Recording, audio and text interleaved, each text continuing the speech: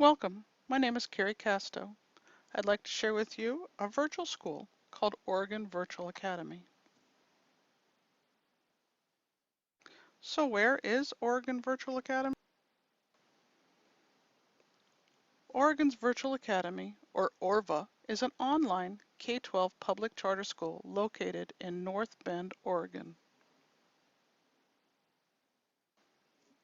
While checking out the North Bend website, I noticed that ORVA isn't listed with their schools, but it does have a phone number listed within the contact list.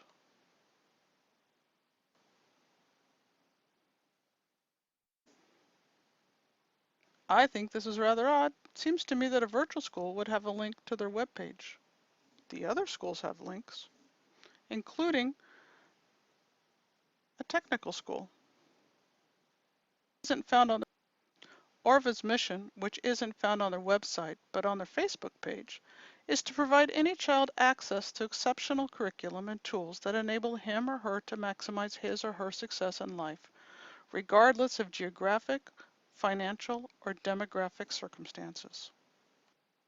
Located on the Who We Are webpage of the ORVA site, it states, the Oregon Virtual Academy uses curriculum and services provided by K-12.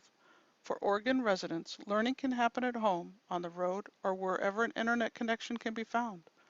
While attendance, teacher interaction, and daily lessons are conducted online, our lessons use physical materials and offline tools, and because ORVA is a public school, there is no tuition. K-12 is an accredited program, complete with recent honors. I registered for an online information session. It began at 7 o'clock Pacific time, so that at 10 o'clock Eastern time, I was about ready for bed. I logged on to the Blackboard supported site and was immediately greeted by Katie, disguised as Sarah McAfee, and Katie's two dogs that barked through most of the program, much to Katie's dismay. One couple and one woman were also in attendance. They wanted information concerning the school for their kindergartners. We chatted for a few minutes and shared pleasantries.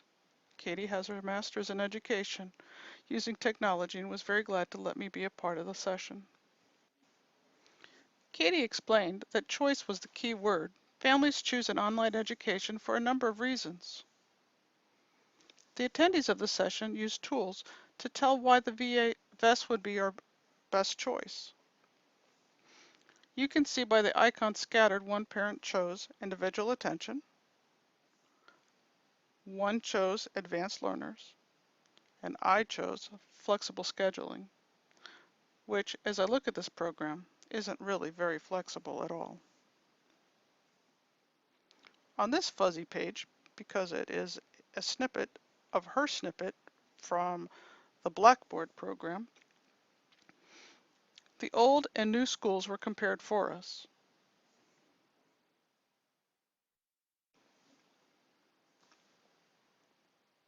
The big thing with virtual school through ORVA is parents are the learning coaches in the K through 8 grades, and they are mentors in the high school.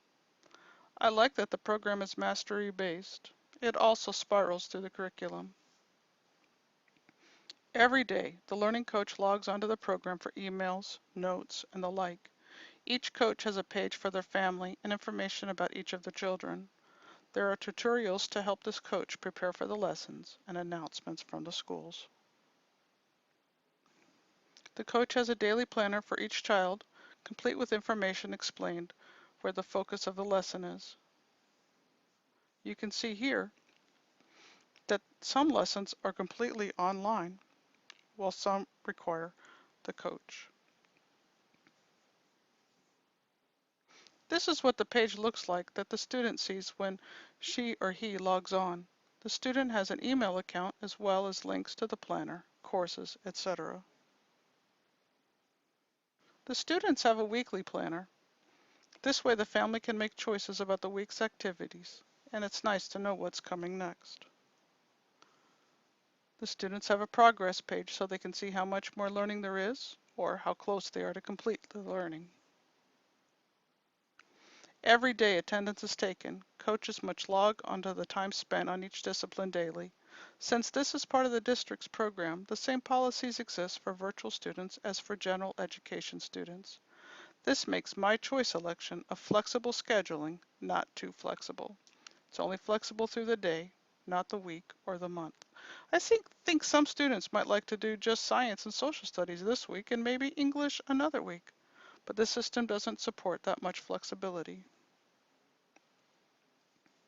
The requirements for attendance are shown here. The students meet with their teacher every day. This is what the teaching space looks like. A group of students can collaborate on a lesson or work one-on-one with a teacher in this space.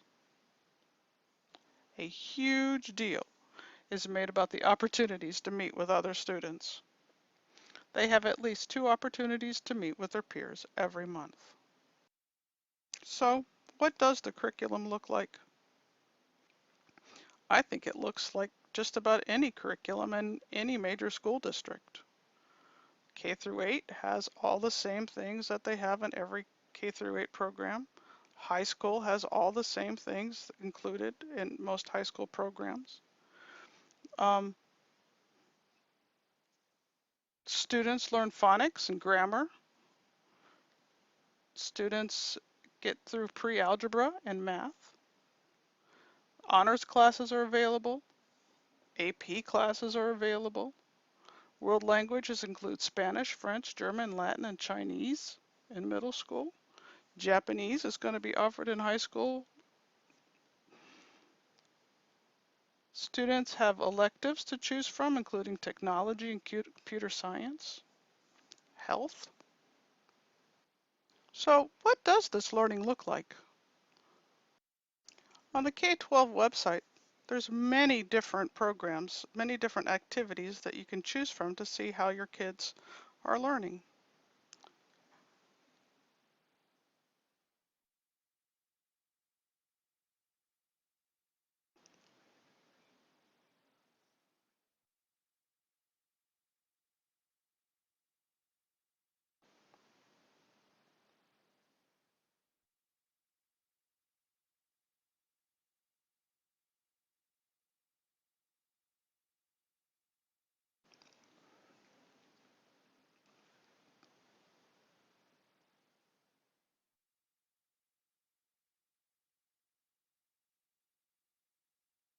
Let's see what this one is.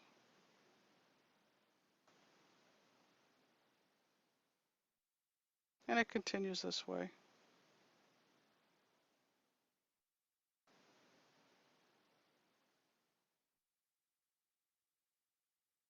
Let's see what happens if we make a mistake.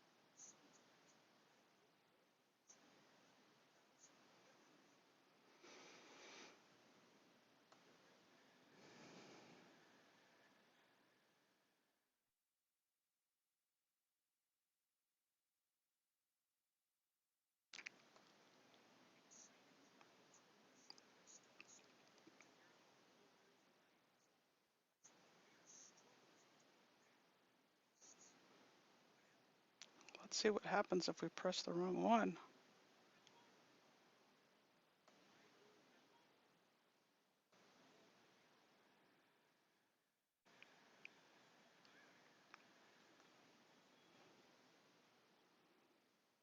So let's take a look at another one. Here we have a high school lesson about Walt Whitman. This is funny. It says print the student guide so you can take notes and answer questions as you work through the lesson. I really don't understand this. Here we have this great lesson, and then it's printed in paper for the students to respond. Then they can go back and check their answers. Well, I don't understand why it isn't in a format where they can type the information in themselves. So how do I enroll my child? Coaches need to obtain a permission letter from their local school.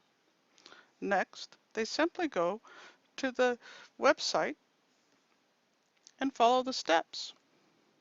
Complete the enrollment form, submit forms and documentation. There's an admission conference, and then they're approved. Before classes begin in the fall, boxes of supplies will arrive for the learning. All textbooks, manipulatives, and resources are included. Even dirt and rocks are included. A return label is also included to return the supplies at the end of the lessons. So what are people saying about ORVA? Well, not much. There's very little information about ORVA. There is some about K-12, but I'm only going to show you a couple of snippets concerning ORVA. In an article from Eugene's Register Guard entitled Fate of Online School on the Line, Williams shares a family story about how ORVA's online curriculum helped Alex.